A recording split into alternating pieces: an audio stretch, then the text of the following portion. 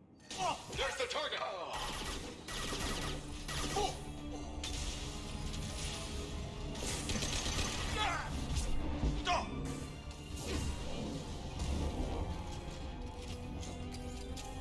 Okay, got him.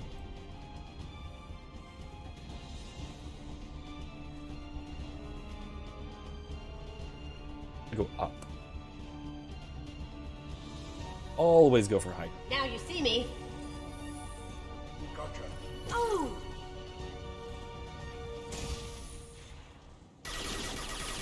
Haha!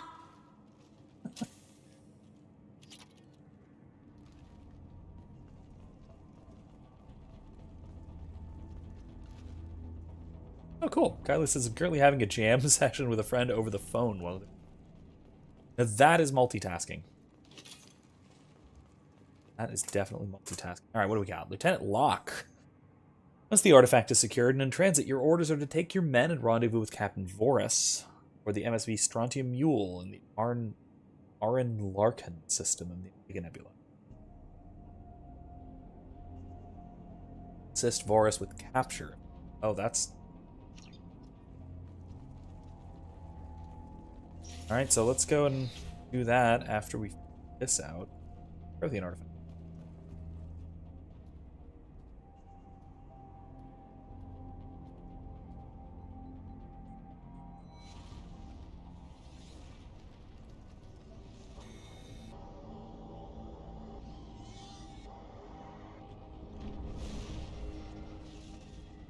That seems familiar with some added new touches. Collector.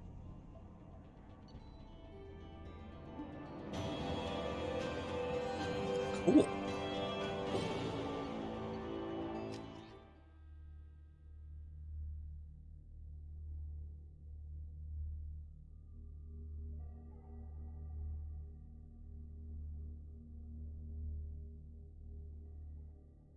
Say that I'm glad to hear that people are doing things,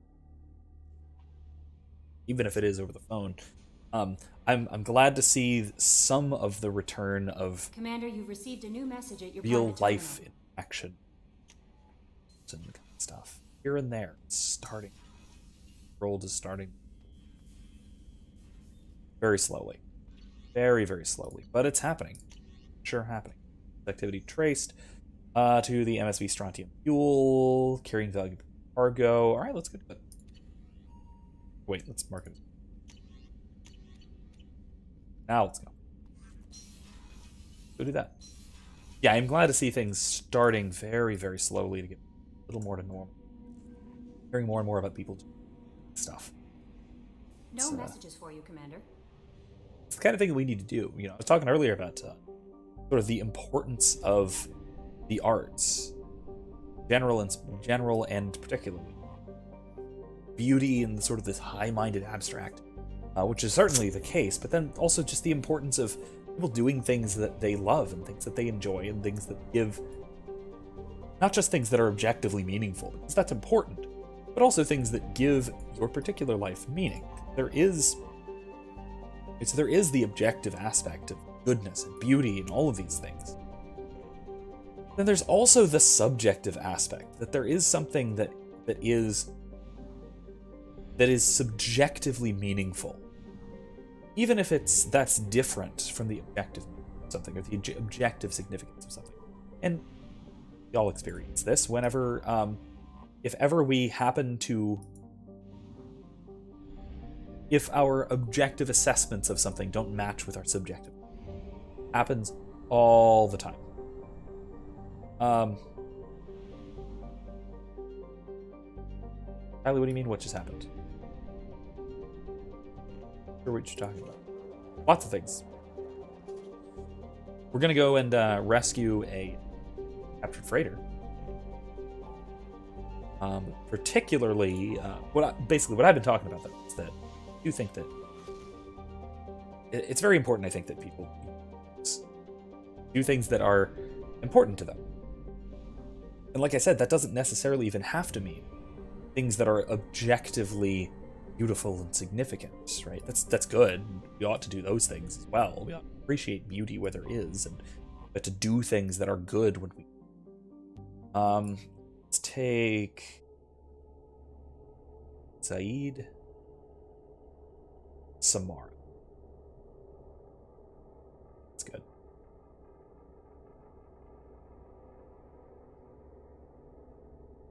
Jam session consists of John Denver and Dodie Clark. I don't know Dodie Clark.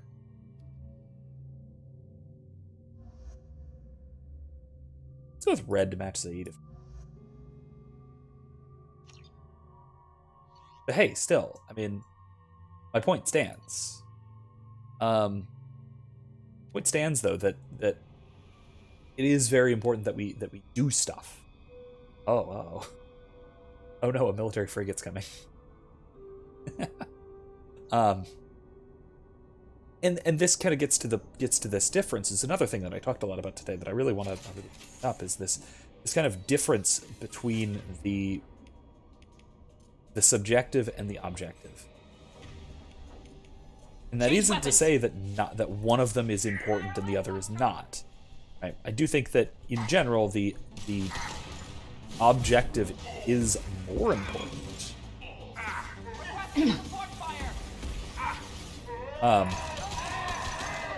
Especially for analytical purposes, right? It's more important to analyze what is objective, what is subjective.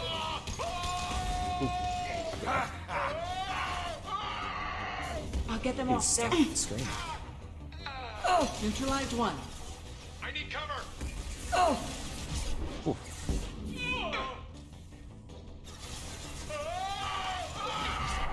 Screaming.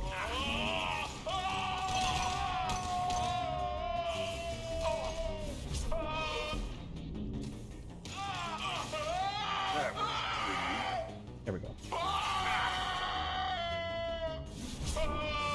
This will occupy them. Oh. Yeah, that did it. Okay, there we go. Cool. Anyway.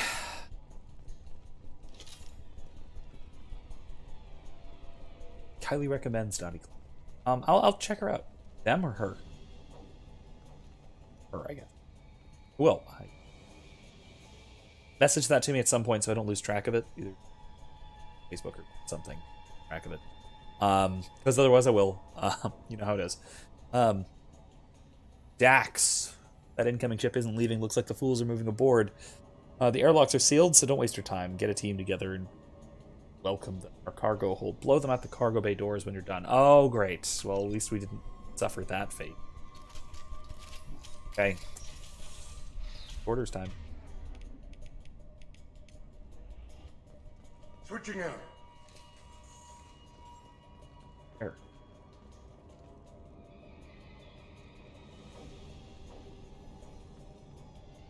All airlocks sealed. That's good, I guess. Yeah, so part of what I wanted to. Anyone else is here? Yeah, there are right there.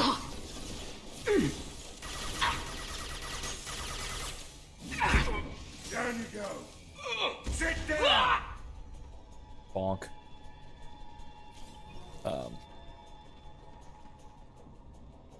Let's see.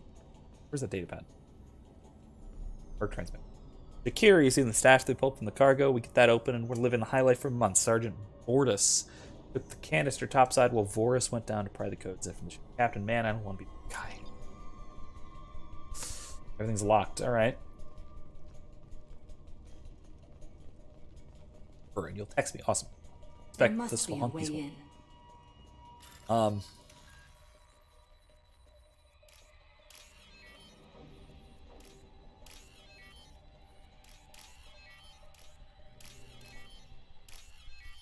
Yeah, so we all experience this when our objective assessment of something differs from our subjective liking of something. There's all sorts of examples of this. Point two. My go-to example, this is the one I talked about in class as well, or a couple of them talked about it. FTL drive damage repaired with substandard parts.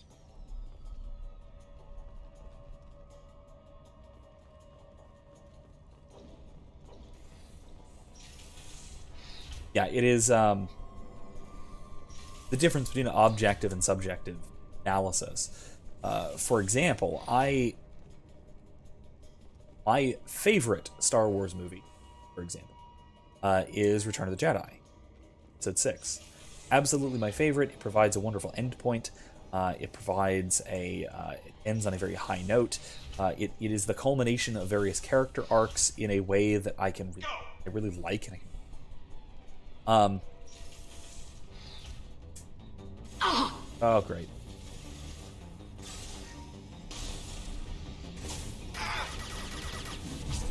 Don't let up. I'm negative for shields. I know that.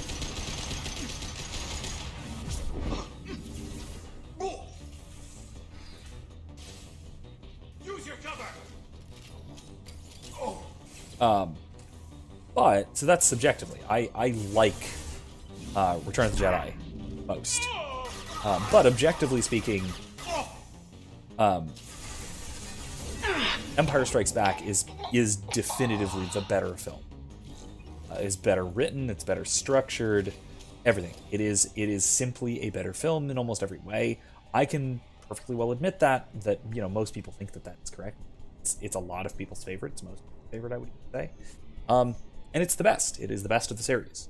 But I don't like it as much. I don't like it as much as Empire. I don't even like it as much as Revenge of the Sith or A New Hope. My subjective ranking of the films probably has to go 6, 3, 4, 5, 1, 7, 2, 9, something like that, of the 9. But my objective ranking of them, if I were to say which one is the best, go on down the list, might differ from that. It might differ significantly. Actually, you know what? Flip 1 and 2. Flip 1 and 2. I actually prefer 2, even though again 1 is probably the better film. Oh, do I? No, no. I don't know. I'd have to really some more. But you get my point, right? Is that you can like something and not think that it is objectively good. The example I always go to for this, and this is actually in a video on this, on propositions, opinions, that sort of thing, propositions, opinions, and preferences, is that I can say, 1, I prefer vanilla ice cream to chocolate, and I can say, 2, chocolate ice cream is better than vanilla. I can say both of those things and be completely truthful about both of them, and I can believe both of those propositions to be absolutely, unequivocally true. And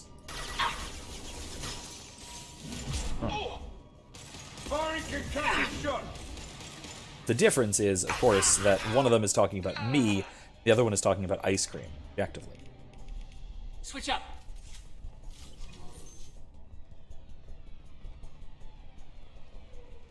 One of them is talking about my preferences, and so obviously I would know about it. The other is talking about ice cream itself and saying that one or the other is better. In this case, that chocolate's better than vanilla, even if I don't like it as much. No. I wonder what happened here. That doesn't look good. There's any people in here charred by.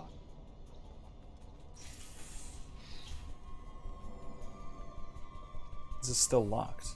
I unlocked everything. Security console. Okay. And?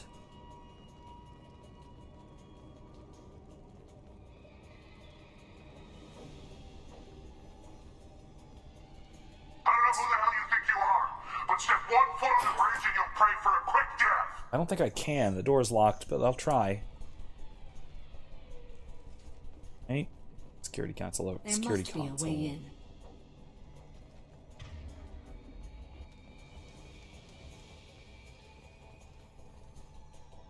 Patience relay. Oh, well, that was just Flop.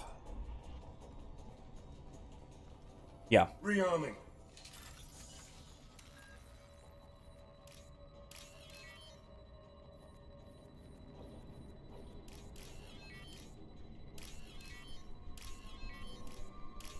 There we go.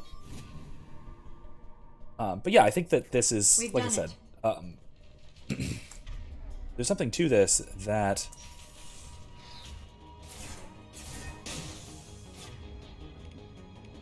big gun. Come on!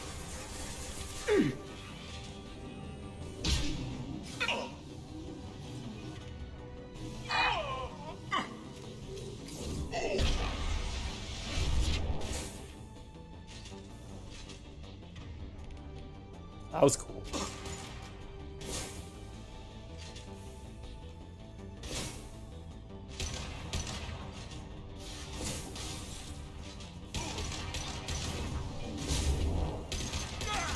Good headshot.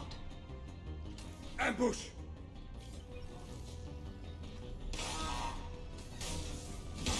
I will hold them. Hey, Made contact. where else we got? Switch up.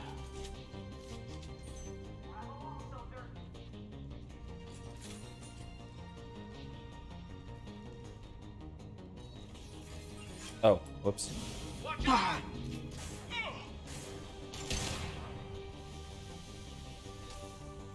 Kylie says Dodie's stuff is sort of in the way of her being really personal. So I'm gonna send you the album. This'll put him down! Okay.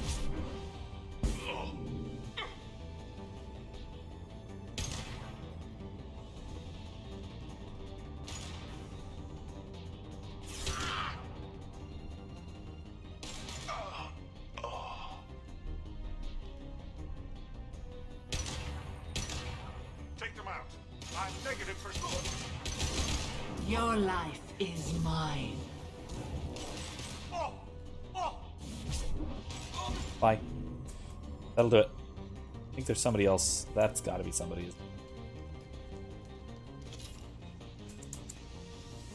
I'll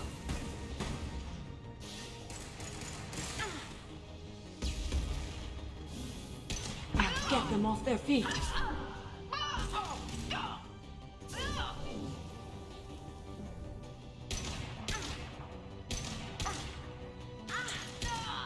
Alright, I got the text.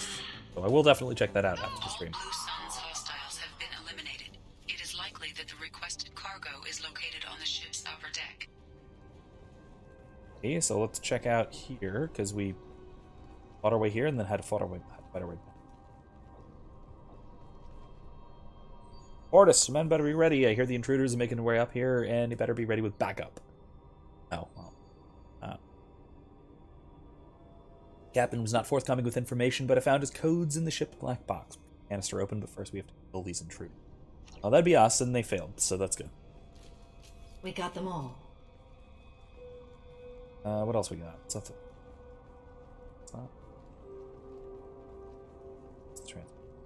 Main line. Final entry for Captain Jarrett Barnes, skipper of the MSV Strontium Mule Barnes. That sounds from Jarrett Barnes. That sounds like somebody. Okay, so she writes in a way that's personal to her. Okay, I got it. Cool. That actually kind of ties in with what I was talking about. So I'll bring. What's up now?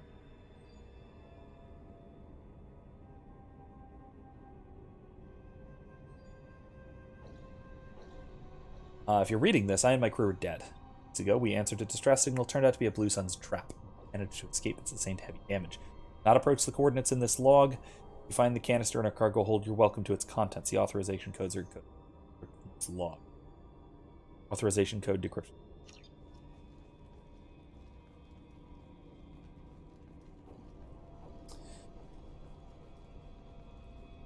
It says like different experiences she had, different feelings she had. May sound like driving every song ever, but this is different. All right, I'll take your word for it. I'm gonna see what you're talking about. That sounds interesting. It sounds like it could be really, really good. So cool. Not this way. This way? Why haven't I come in here?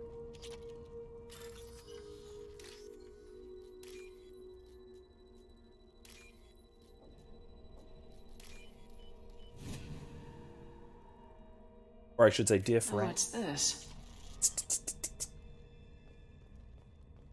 Oh, wait. Oh. There.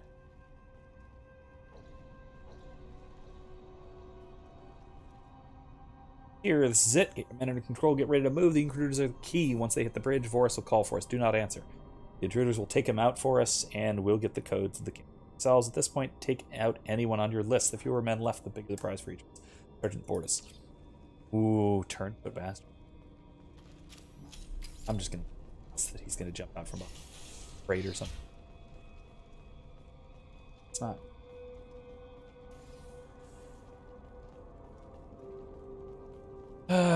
Kylie says, I guess we can say that Barnes was noble in the end.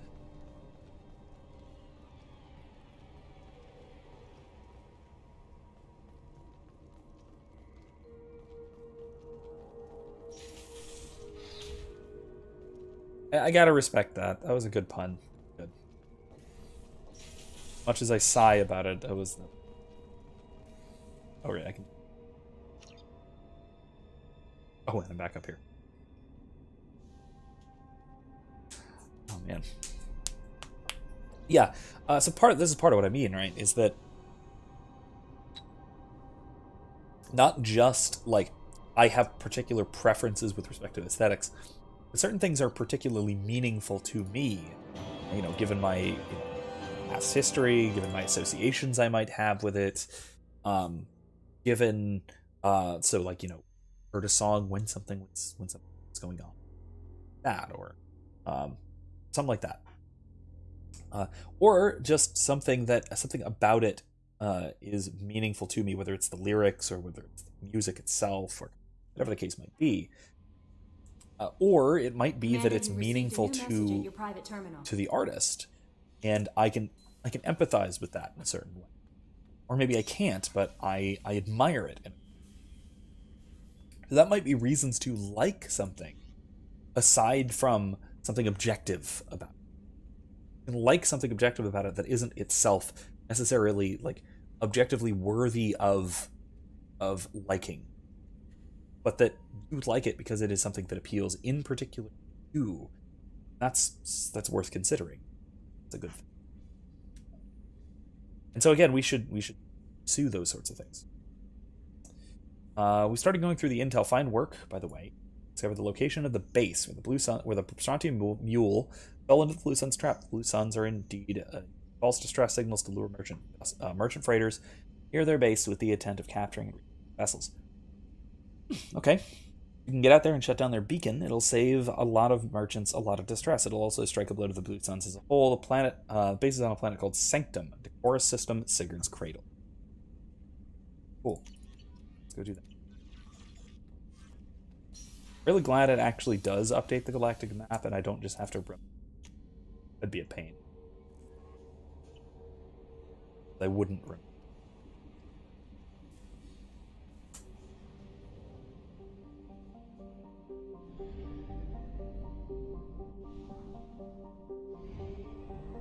Ega.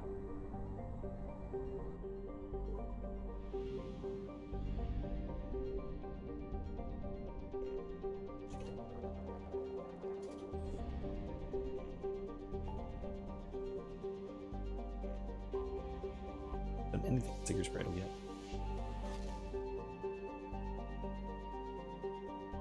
So Kylie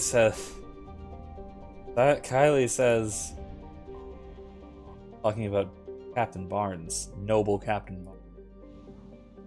He was very well read. I have detected an anomaly. Having too much. I agree, you're having too much fun with it, but I'm not going to tell you to stop. Report to hazard shelters immediately. Repeat. Javelin Mark II missile launch detected. Something on our sensors. Anomaly detected. Scans detect an Alliance colony defended by Javelin Mark II missile base. Those are... A distress signal indicates that the base is compromised by Batarians who have launched 2 missiles out of the Alliance colony. Total destruction of colony imminent. 0 probability of survivors if missiles strike. Find the control panel in the Javelin Mark II missile base. Time of impact calculated. Landing party will have 5 minutes to deactivate the aftershock. Let's do it! Kill some Batarian pirates. Go Garrison Grunt. We need to rush this. Sniper, and I need a charger. This is tight quarters. Probably not Garrett. With Samar. Action Grant. Cool. Missiles.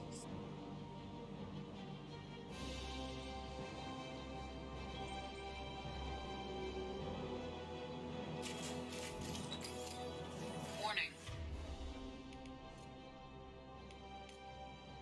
2 missiles are... There was a battle.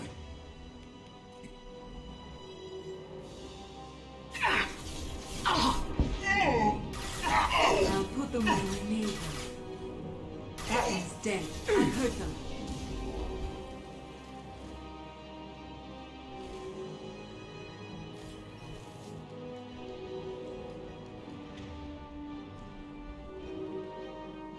It's over here.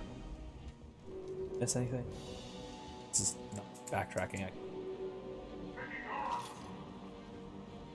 Alright, cool. Moving on. Alright, let's go. Go!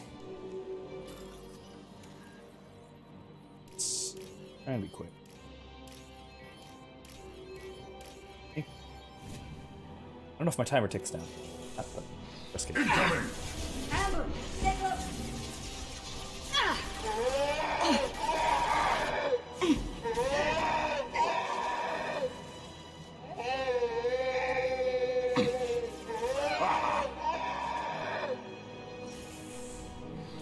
I am Krogan! I've done so much.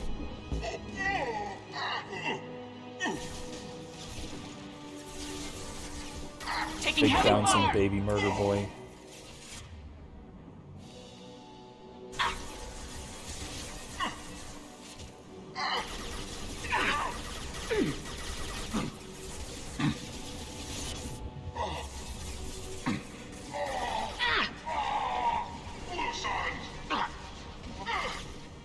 You're not even Blue Suns, you're just a bunch of pirates.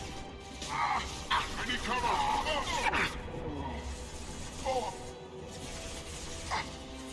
Feel the blood rage! You're up!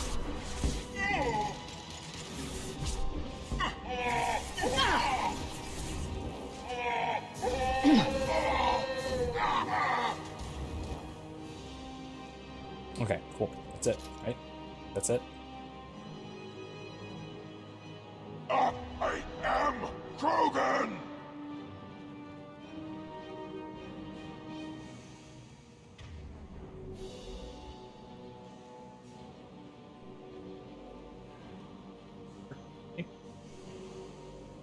Who's screeching? Probably the guy who we were murdering. Nothing Not murdering, can hurt he was shooting me. first, so maybe we were killing at least. Either that or Grunt screaming, I am Krogan. Psycho. Taking extra to new. Yeah, I get that a lot in... I don't know if it's this playthrough, or it's just Mass Effect 2 in general. I'm actually not sure. If the just incessant screaming in pain, fear, and all of that. It's...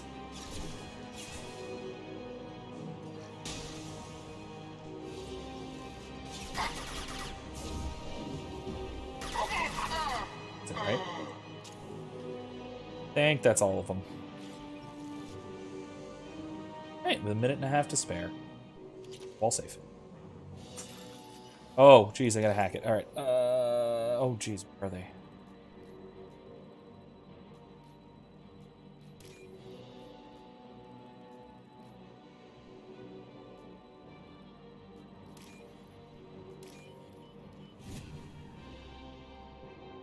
Alright. There is only one remaining kill switch code. Therefore, only one missile can be stopped. Use the kill switch code to save your selected target. Uh-oh. Alright, do we save the Spaceport Industrial District? Apply kill switch to protect Alliance interest and tactical viability, albeit at the cost of hundreds of lives in the city. Or the Residential District, the capital city. Apply kill switch here to save the city and hundreds of lives. With its industrial area destroyed, however, this colony will no longer be viable and will have to... Kylie says, my friend just said they keep thinking he was going to say, I am Groot. He's very Groot-like, isn't he? I think that this is kind of an obvious choice, that we have to save the residential district, even if the colony is going to be abandoned, rather than saving the assets of the colony and having it populated with new people after hundreds have died. So, capital. We've done it.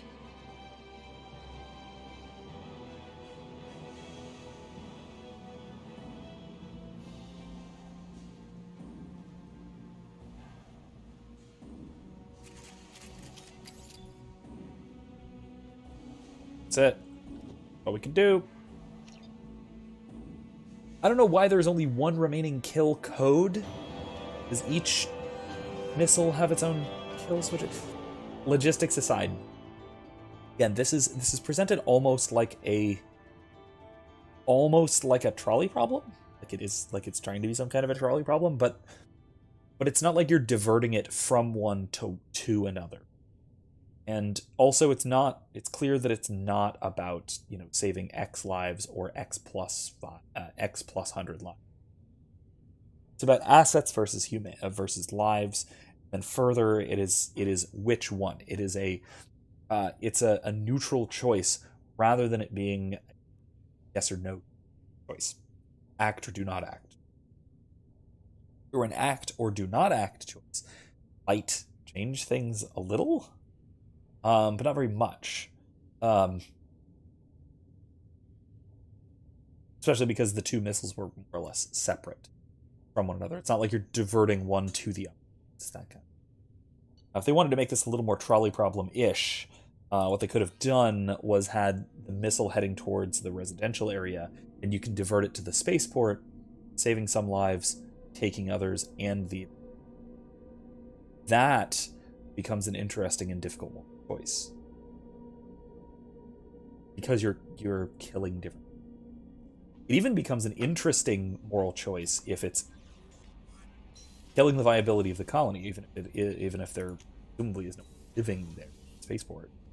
Yeah, you'd be killing the colony, but saving its members. That has its own really interesting, for the existence of colony, for example. As apart from its constituent members.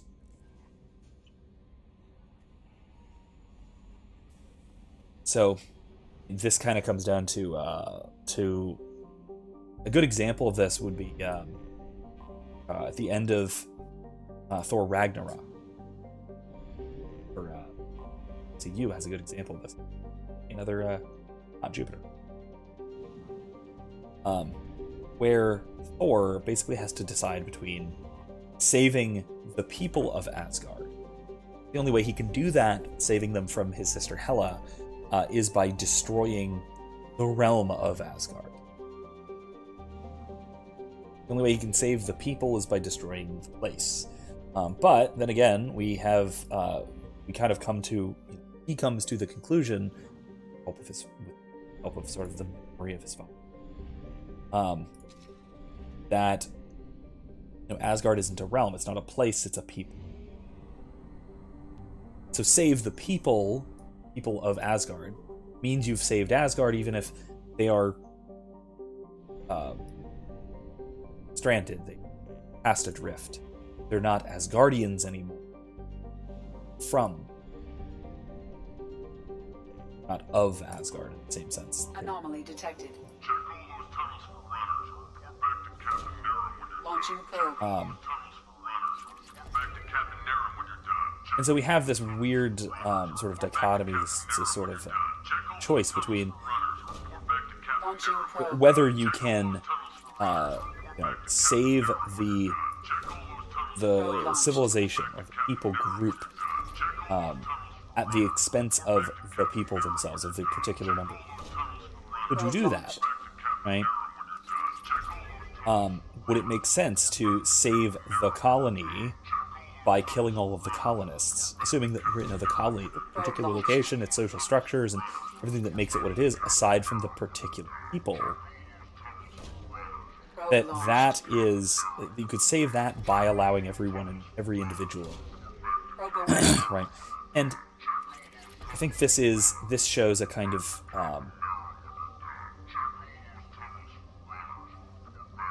either this is a misunderstanding of the metaphysics of the situation. This may falsely assume that there is an essence to the thing itself, which is not embodied by the people. It's an essence of the community that is not just embodied by the people. Without the people, it ceases to be. Back to Captain Naren when you're done. Check all those tunnels for runners, and report back to Captain Naren when you're Launching probe. I have found something. So maybe that's a metaphysical error. Maybe we should be something more like reductionists, about groups of people. About heaps is the metaphysical technical term for groups of things. Heaps considered as secondary substances. Can secondary substances, like groups of things, can they be properly reduced to? Let's go with Samara again. Blue Suns. Right,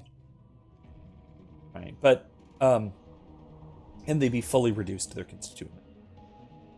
I would say yes. I think probably that is the case. The other component of this, the other question though, is that even if you can separate out the substance of the group, what the group is as a thing, as an individual,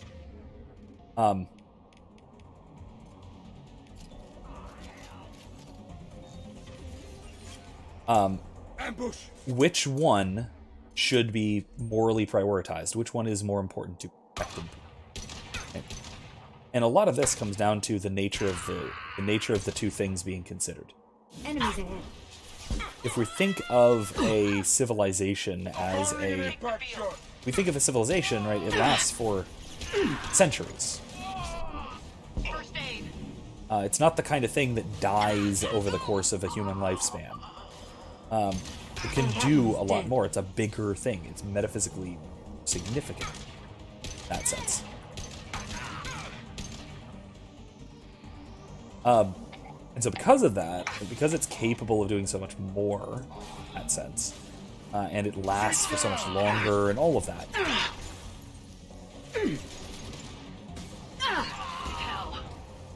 then that gives us at least some reasons to think we might want to prioritize the collective over the individual. Even if the collective exists as such, separate from its constituent individuals. If that is the case, we have to ask, okay, which one do we morally prioritize if given the choice?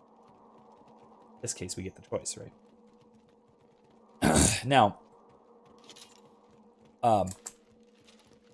like I said, this depends on the metaphysics of which one is what. What are each of these types of things that we're talking about? A group versus an individual, a city, a nation, a colony. Get out there and take them out now. Due to concerns over employee safety, the Braunfeld mining facility has been closed until further notice. Heads up. Come to me.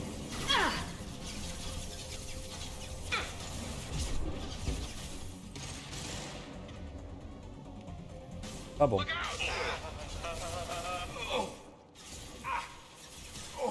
Nail! Form up. We're taking fire. Let's go. Get them off their feet. Grabbing cover.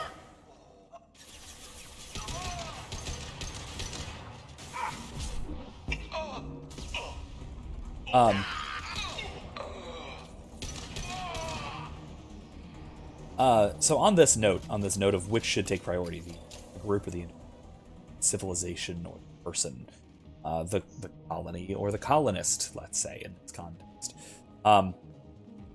C.S. Lewis wrote a wonderful essay on this, on a subject something like this, or at least it touches on this subject pretty well and pretty, which is called Man or Rabbit.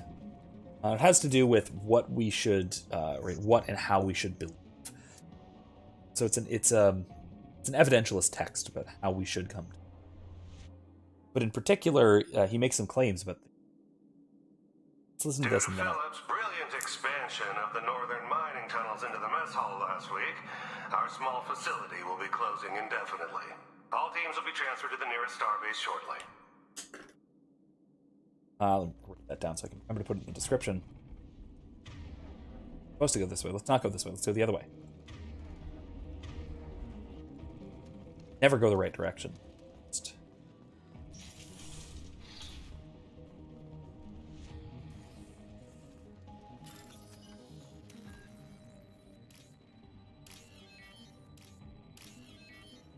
So, this essay, Man or Rabbit, the main thesis is not super relevant to what here.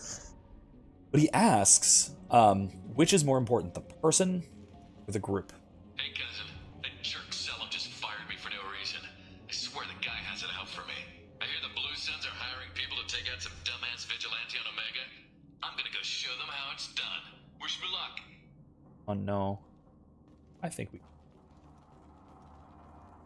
another really, really awkward toilet. But yeah, so his point on this, right? Lewis's point on this note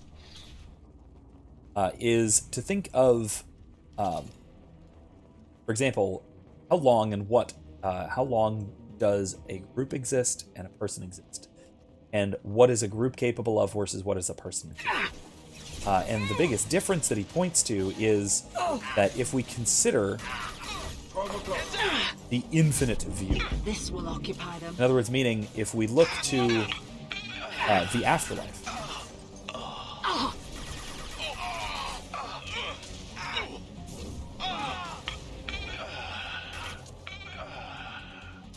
We consider the afterlife and we take that into account. We take the rational nature of mankind and all of this stuff into account. In other words, if we take the teaching of Christianity into account, then the human person is by far more morally significant than the group, the city, the nation, the colony, the collection of it. Because he says something much, much more well-written and well-stated than I can now, but something along the lines of pointing out that We've got a major haul coming in from that dig site, boys. Move all the unsorted cargo to the mines to make room. Said something like he points out something like that that civilizations, nations, that sort of thing live for they survive for at most a few centuries. Whoever you are, whereas you a human being, alive. Christianity is true, right? And we live for eternity. We are capable of incredible, significant things. Being like God in our spotted. In our rational capacities, if nothing else. Oh, I need. Here we go. Cover. Defense systems active. Oh. Oh.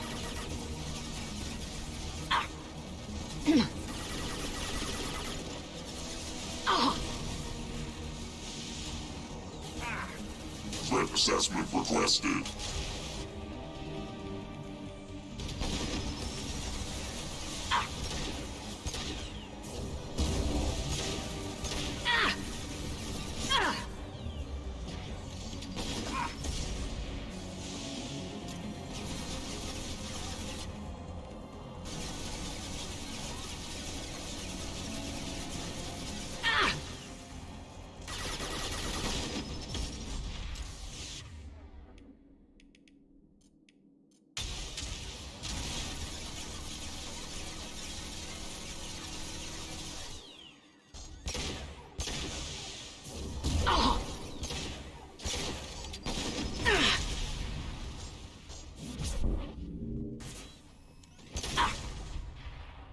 Okay, got him.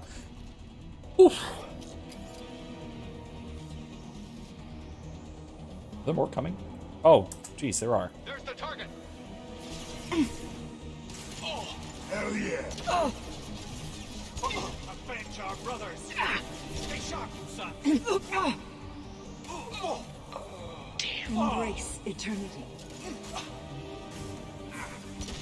There we go. But his point here, right, his major point is that if human beings live forever, and if we are capable of being like God, the relevant sense, our rationality and our creativity and all of these things, then we're way more than a city or a nation or a people group or anything like that. We're eternal beings. And if that is the case, if that's correct, we should absolutely morally prioritize the individual human being over the collective as such. The city or the civilization, the nation, the continent, what have you. This speaks to the near infinite value of even the individual life.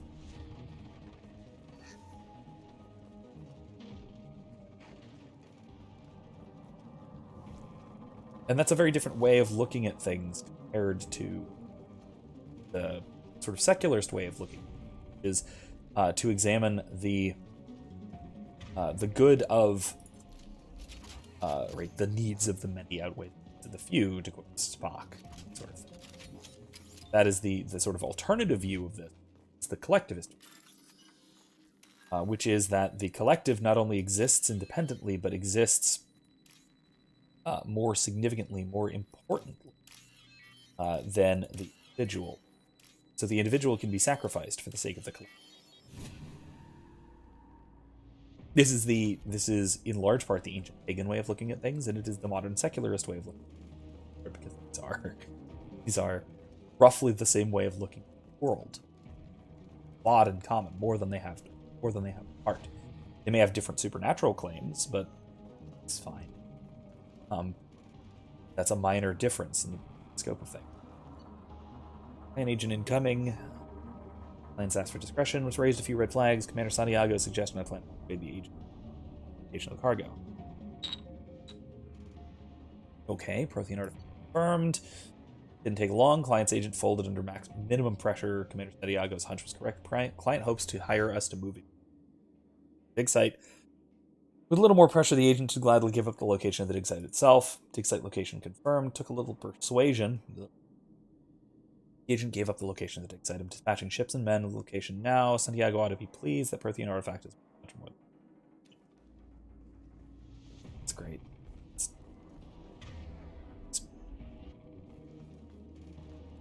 I'll say as well that, right, this is I really like this kind of how a lot of these missions, we kind of see the ultimate effect of something, and then we have to sort of trace it back to its source. It gives a kind of investigative feel to everything, even though it's very linear. It's not like we're actually doing any problem solving. We're not figuring this stuff out. We're not having to puzzle solve for any of this, other than like the little mechanical hacking and override stuff. But it gives the feeling that we, or at least Shepard, is having to figure this stuff out, trace back from effect to cause, kind of thing. Neat. I really like that. It does a good job of making this. Also, that was really. We've done it. That was really. But it gives us this impression of a kind of investigative methodology that it's still kind of an illusion of it. But it still has the feel. It gets that feel correct.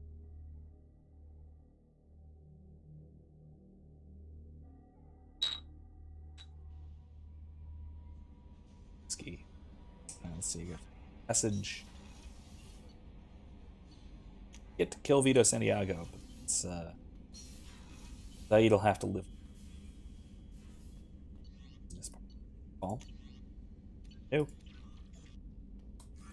Keep exploring. We may actually do all side quests again. No messages for you, Commander. There are a ton of side quests in Mass Effect. More than I remembered a lot.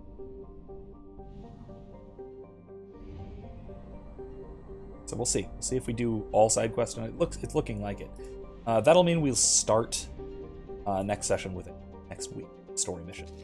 I don't want to do 3 weeks in a row of nothing but side quests. That seems a little excessive to me. Plus, I only have 2 side questy thumbnails, so that.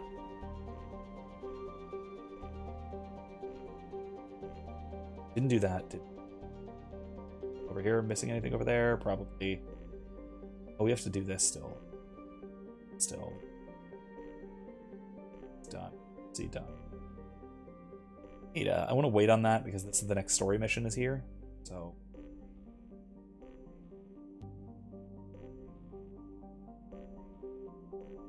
Alright, I only have a few more areas to actually.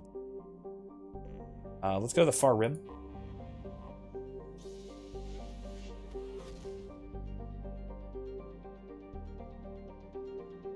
Well, this was Tally's loyalty mission. It's here, Haystrom. This is the sun that's going too big. Dying because of dark energy.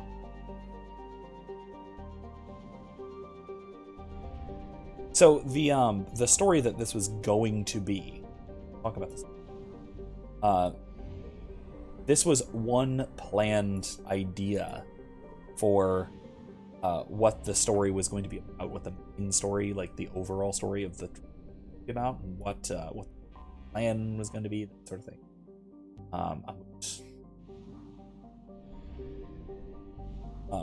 So what the plan was going to be had to do with dark energy. So the Reaper cycle, these Reapers that harvest and destroy all sapient years. Originally, the reason they were going to be doing this, or at least the reason that had one of the reasons they had planned a possible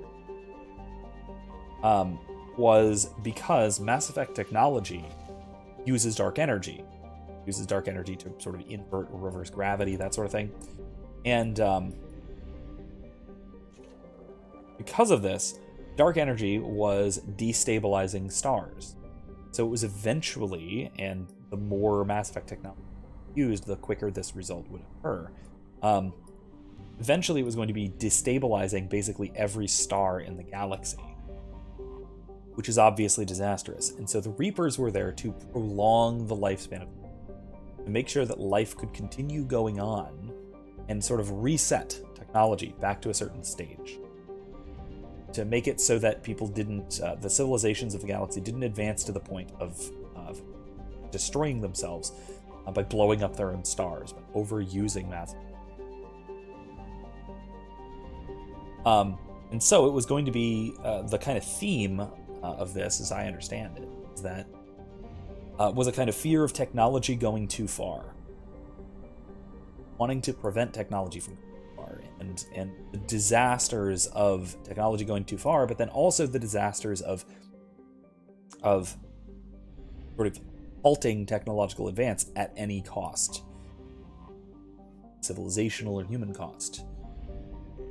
So it would have been an interesting tension between, okay, do we, and kind of similar to what I'm talking about, do we want to protect us from ourselves at the expense of ourselves? If continuing along the path that we're doing is going to destroy us, should we be destroyed so before we can destroy us, so that the world can be preserved for future people? So things like that. Interesting themes, interesting topics of interesting kind of discussions and things to think about for the game, or the game series, I guess I should say. But I still think I like the I like what they went with more. I think I like the I have detected an anomaly. Something more along the lines of the dispute or the conflict between artificial and biological, kind of encroaching over the over intelligence of artificial. It's kind of, which is way more classic sci-fi, And it fits so well with the themes of the first game, in particular. Geth being protagonist, all that. I do like the way that they act. Probe launched. Rather than this version, the Dark Energy. Something on our sensors. Potential alien signatures from the facility. Interesting.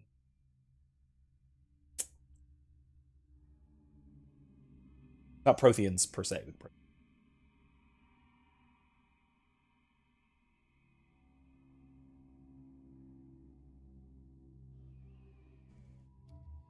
Going for ruins. Let's go to Kasumi. Let's go with our scientist.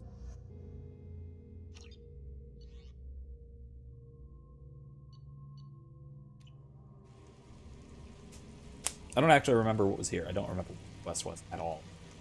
So, who knows? It might even be... Oh, I made a mistake.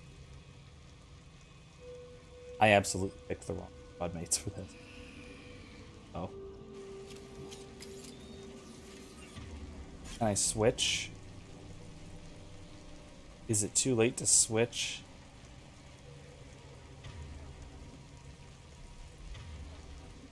Yeah, this was the wrong choice.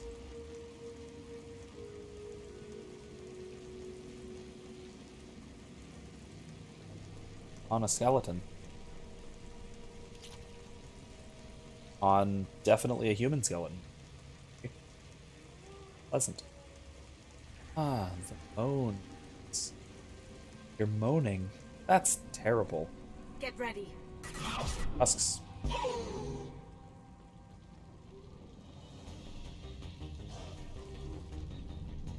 A lot of husks.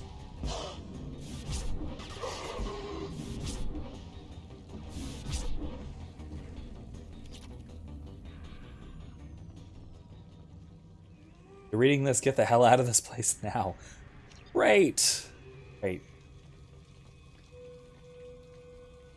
I'd like... Can't take off my shuttle, apparently.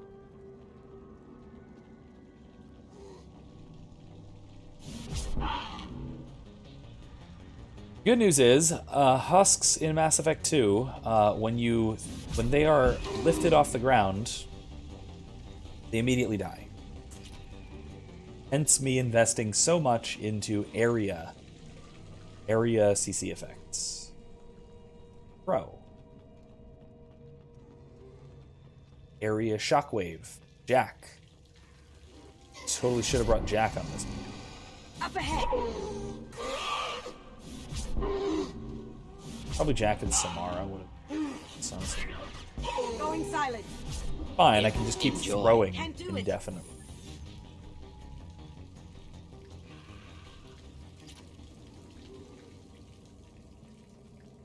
Not indefinitely. Close enough, I guess.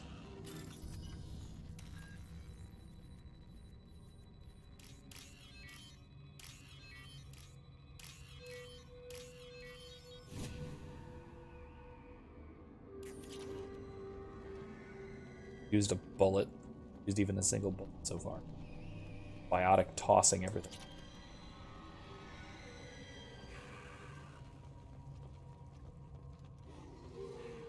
Oh, okay.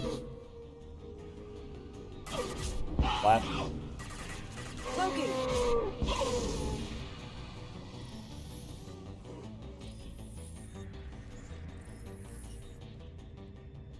That. Pterodactyl screech. Logs.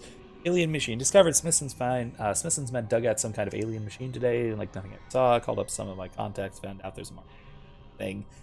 Looks like some squints over at Alana's risk control are willing to part with a ton of credits to get their hands on one of these things. Far be it from me to. Oh, great. Strange glow. Cooper and Jorgensen. Say they saw that damned alien thing glowing in hell if I'm not wrong. I don't get paid enough to expose myself to weird alien artifacts. I have to admit, though, it's an awful pretty sound coming. Different. Cooper Jorgensen. Them ain't looking so well. Not feeling so good myself either. Stay near the machine, feel better. Not sure I want to let them out. take it. I think it should stay right here with us.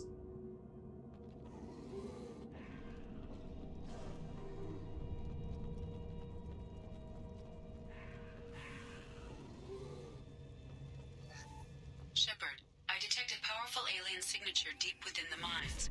It appears the device is the source of the husks. It is likely that destroying it would stop them.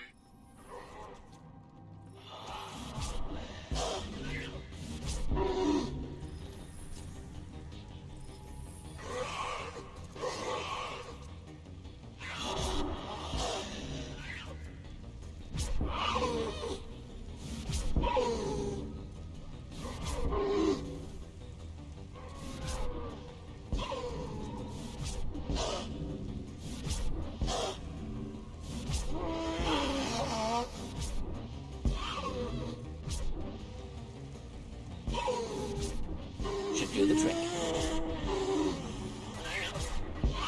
Going silent. Can't get there.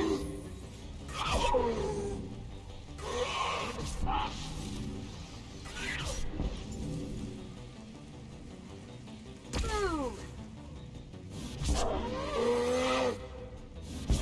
On our right.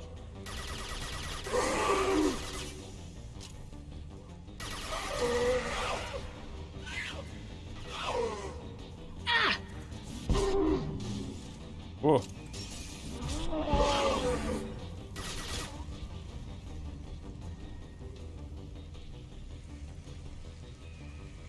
I didn't get to bypass that safe in there, but I don't think I was going to be husks.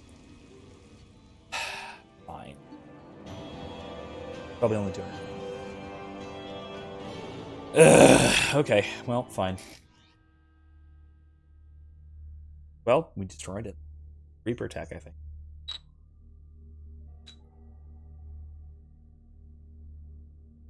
And Kylie says, I'm gonna have to log off early. I have a paper due tomorrow. Oh, geez. Yeah, do that. Love the live stream. Can't wait for the next one. Good night. Good night, Kylie.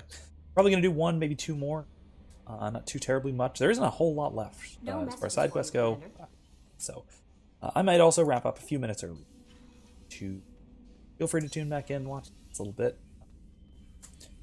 Otherwise, I'll see you around campus, or I'll see you tomorrow, or I'll see you on Thursday.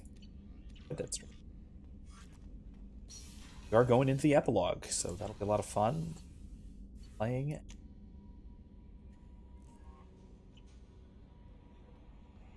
I actually really like it. No messages for you, Commander. It's tonally very different from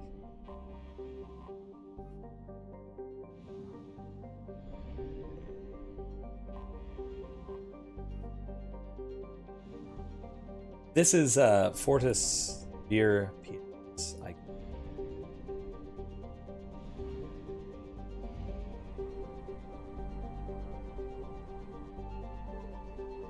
All of the version. Some of the version.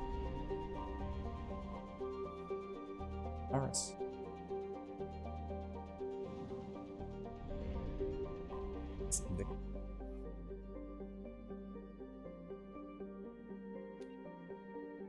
Wow. 120 million plus 40 million.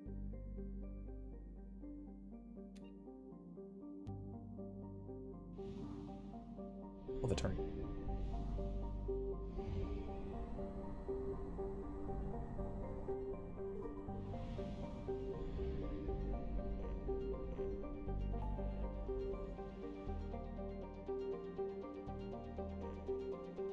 More to discover over it. Weird that there's more. Oh, right. Of course there's more. Let's save this for when we do Overlord. Search the rest of the Citadel area, Serpent Head.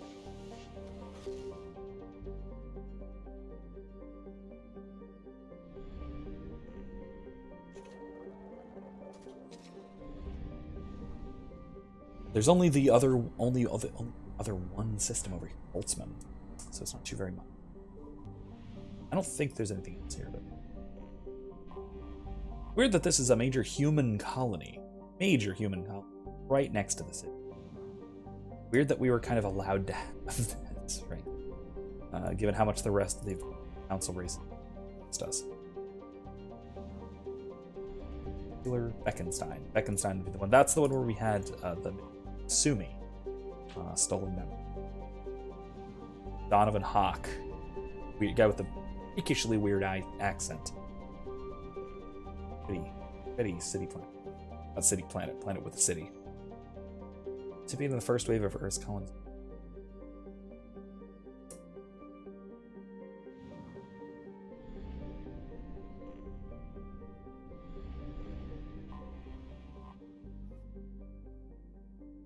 Alright, nothing here. I didn't think so. Skedaddle. Back to the Citadel.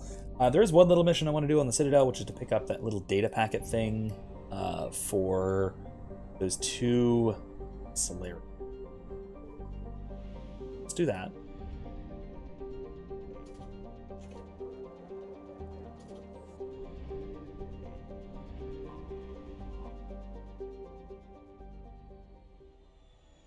We can explore the rest of the Krogan DMZ.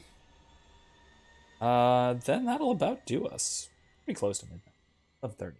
That'll do another 10 minutes.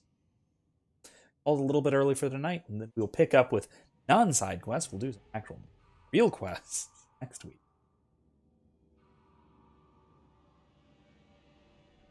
Derelict Reaper next week. It is one of the most unsettling and creepy missions. In a game full of pretty unsettling and pretty creepy atmosphere.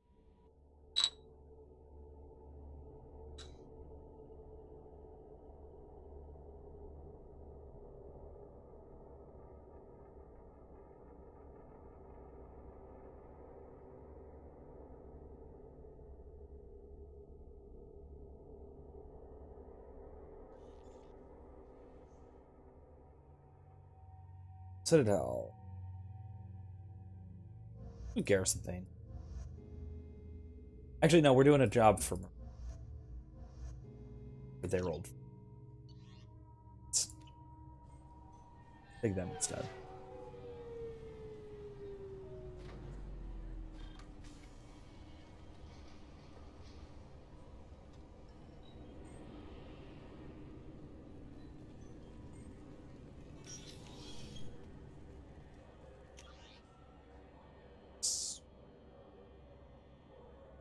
It's near the Dark Star Lounge, I think. Or it was either one or the other end of everything. So let's just do a quick over. If there's anything to buy of credits right now. Buy any more upgrades we need. I'm Commander Shepard, and this is my favorite store on the Citadel. There is, I guess. Must be. I bought everything. Alright. Let's keep going.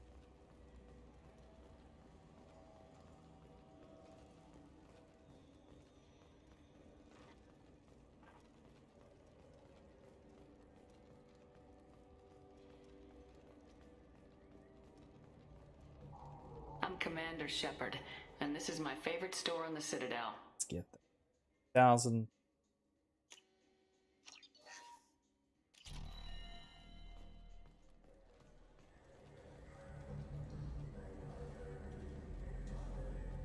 I think it was in Dark Star Lounge that we were supposed to find this thing. Let's see.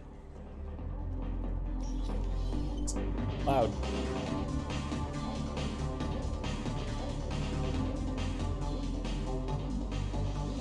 Not? Was it in the bathroom?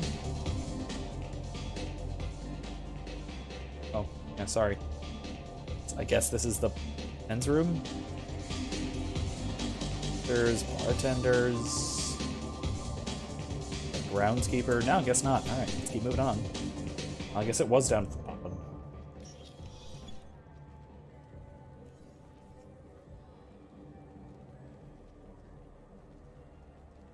Al-Jelani. Been years since I've been to the Citadel. Never changes, does it? No matter how long you're gone. Comforting to some people, I guess. Living in denial that all this could end. That's nice. That's. I mean, it's not nice. Playing games like they used to. These days, it's all big choices and visceral combat. I miss those old games where you had to remember to drink water, and it took 5 hours real time to fly somewhere. It's awful. But I think that it's important to note, like what Jacob is saying, that living in comfort have a very hard time realizing that their comfortable position is tenuous. This is that there's real danger out there, especially when it is, you know, that always makes you feel better. so distant to them, but it could be very likely to miss that. I can't believe these humans. I overheard you talking. Having a problem? It's a private matter. Give me a chance. I might be able to help. I don't see why you would. Since your kind gained a seat on the council, they've taken over CSEC customs. There are hundreds of new security checks and travel restrictions. That sounds We've very been flagged human. as a potential risk for Geth infiltration. They won't let us board a ship back to Asari space. Why would they consider you a risk? You're obviously not Geth. I don't know. They wouldn't tell us. We got on a list somewhere for some reason, and they won't tell us anything because it's classified. Security theater. Who won't let you board a ship? I don't know who made the decision. Some pencil pusher at the shuttleport told us. The one outside the CSEC station? I'll see if I can get it sorted out. I'm not holding my breath. All right, well, let's go do that, and then we'll take a wrap. Let's do that.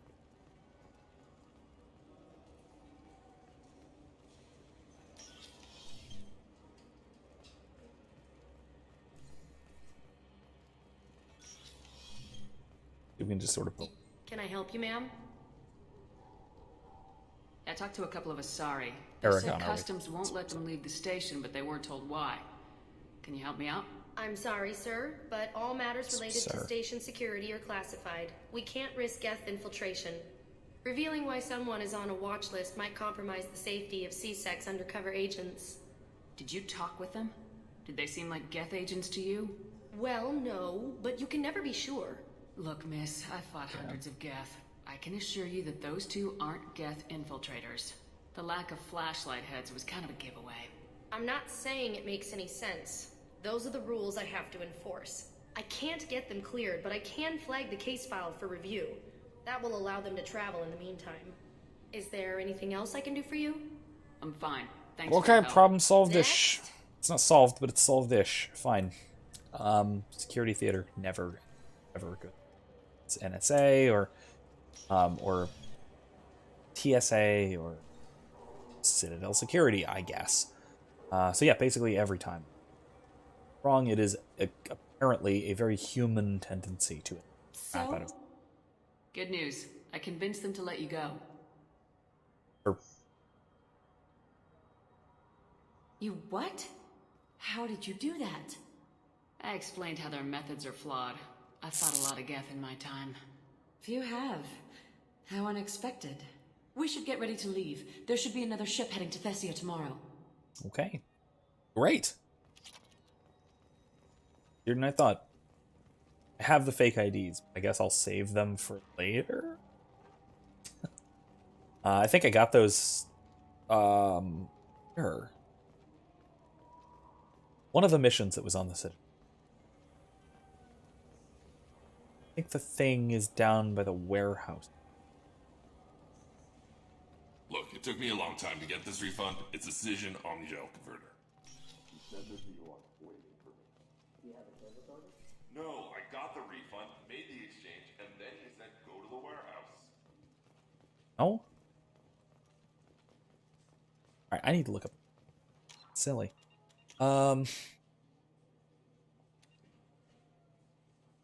There. Near Marab's shop. Okay, right near here.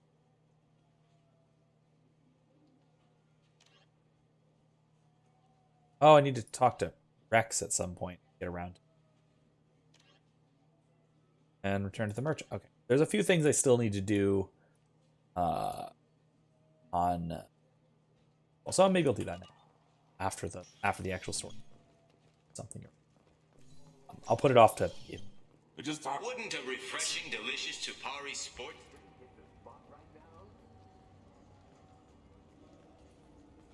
And there... Ento Bektal, as a member of the criminal organization headed up by Arya Talo, often considered the pirate queen of Omega, while Arya's gang is mostly airtight. Anto has an eye toward outside. This is an exploitable hole? We're not sure. Nice typo. This is Arya Talok, after all. Well then, in that case, this seems to be some kind of conspiracy against Arya. Next time we're on Omega, we'll have to see if that is, Anyway, I think that should do it for tonight. I do also have to get up. I think, as I said, there. So, thank you all very much for. And I will see you all hopefully Thursday night for some more Red Dead Redemption 2, where, like I said, we're going into the epilogue, playing as John Marston, getting to a nice, wholesome life, if such a thing possible for a cowboy. John. And then, again, next Monday for more Mass Effect 2, as promised, for an actual story mission.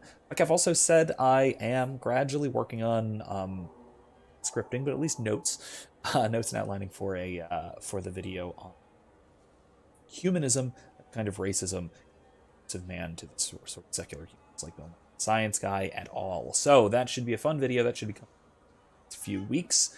For both you, my viewers, and also for in class. So, things to look forward to. Anyway, that is all I have for tonight. So, see all of you. Bye.